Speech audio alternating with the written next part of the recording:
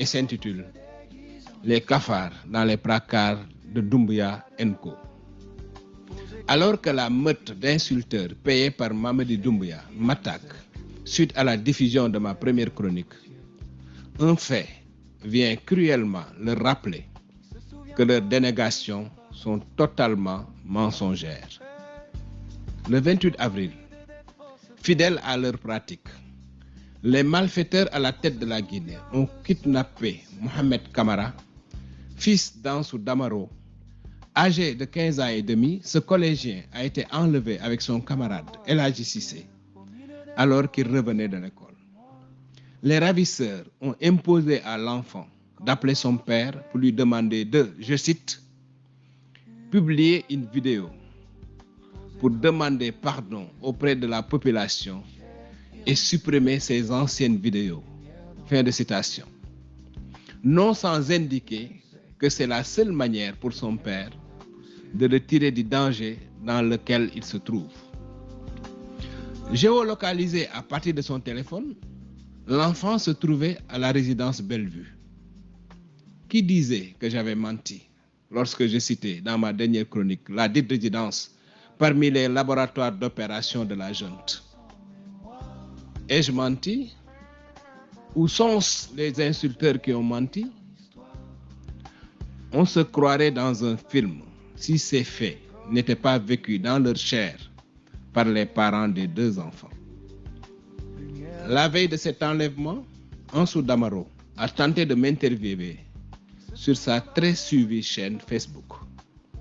Le pouvoir de Conakry l'en a empêché en réduisant le débit de connexion des internautes en Guinée. Droit dans ses bottes, le courageux blogueur a clairement indexé l'homme à la manœuvre pour le rap de son fils. Mohamed Roméo Sangaré, chef de la cellule Roméo, organe de renseignement logé à la présidence. Sangaré n'en est pas à son premier forfait. C'est lui qui a infligé le coup ayant causé une hémorragie au général Sadiba Coulibaly. Encore lui qui a kidnappé les activistes Fonike Mengue et Mamadou Biloba en collaboration avec le lieutenant Ibrahim Sori Sano de la gendarmerie. Toujours lui qui, en novembre 2023, a orchestré les rapts de Sékou Kaba, du sergent-chef Moussa Sek Souma et du lieutenant Alpha Kamara dit Gangan. Vous avez bien lu. La Guinée, connue pour la belle tradition pacifiste de son peuple de croyants, est devenue un pays extrêmement dangereux pour sa population. La liste des victimes de cette industrie, coordonnée par Moriba Dantili Keïta alias Kilo, aide de camp et chargé des opérations secrètes de Doumbouya, est kilométrique.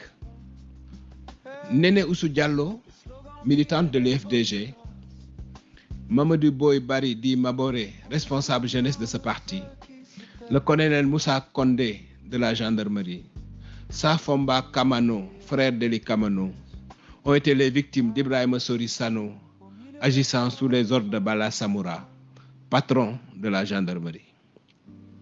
Le colonel Claude Pivy, son fils Koikoy Pivy, son neveu Moïse Guilavogui, le journaliste Sanassi Keïta, l'entrepreneur Karamo Dabo, le comptable militaire Jean Guémou ont subi les foudres du commandant Kilo.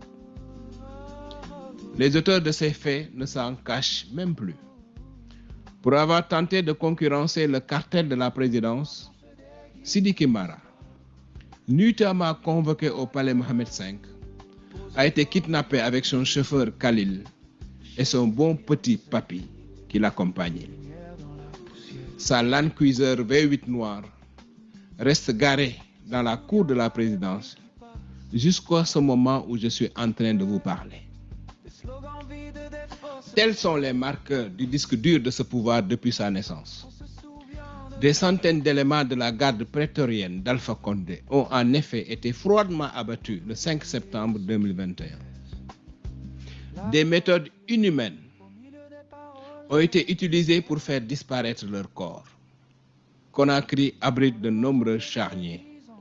Selon une source proche de la présidence, certains corps ont été enterrés dans la cour du palais. Le fonctionnement du logiciel mental de Mamadi Doumbouya est typique d'un dictateur. Il ne recule devant aucun moyen pour conserver le pouvoir. Son régime est ainsi celui de toutes les dérives liberticides, de tous les abus contre les personnes et les biens, de tous les excès de pouvoir.